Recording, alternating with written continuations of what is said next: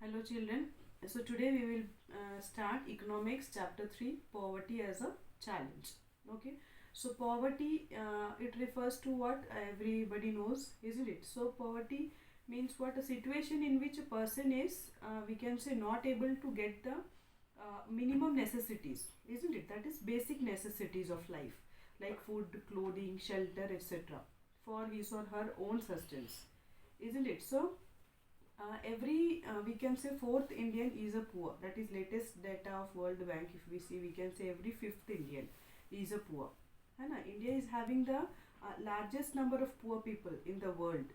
However, what happened is the latest report suggests that India is no longer a nation having the largest number of poor people in the world.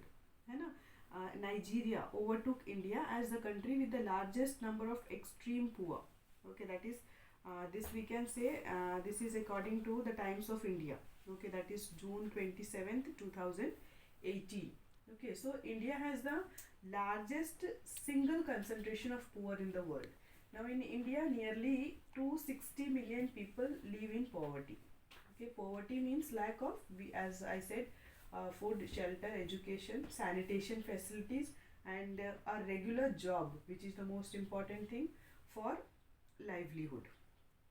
Okay, now see this, we can say this poverty, it is both in urban area and rural area. Okay, in your book you can read one story, it is also given, isn't it?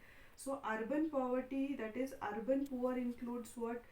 This like rickshaw pullers and hawkers, okay, daily wage laborers, they all comes under urban poverty. That is, they do not have physical asset, okay, and generally they used to live in slums. Okay, then rural poverty, that is in India it includes landless farmers, agricultural laborers, and small and marginal farmers. Okay, these all comes under rural poverty. Okay, so this is the basic thing of the chapter, that is poverty, that is we can say the dimension of poverty. Okay, now comes poverty as seen by social scientists. That is, see, poverty relates to the level of income and consumption. Okay, poverty is analyzed through social indicators such as, we can say, that is illiteracy level, lack of general resistance, है ना? Because of why? Because of malnutrition, lack of access to health care, and lack of job opportunities, etc. Okay, and recently the analysis of poverty, it is based on exclusion, based on social exclusion and vulnerability. Okay, social exclusion, that is, according to this concept, poverty is seen in terms of poor, who is having to live only in a poor surrounding with poor people. Okay, that is, it can be both a cause and a consequences of poverty. That is the social exclusion. Social exclusion, we can consider it as a cause also and as a consequences of poverty also. Okay, that is, we can say it is a trend where individual or groups are excluded from the privilege of benefits and opportunities which others used to enjoy.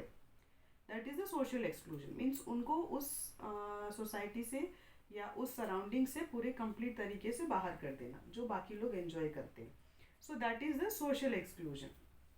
Okay, then comes vulnerability. So vulnerability to poverty is a measure which describes the greater probability of certain communities or individuals of becoming or remaining poor in the coming years. That is vulnerability. That is, it is a measure which states the probability of particular communities, okay, particular communities or individuals of becoming poor in future, we can say.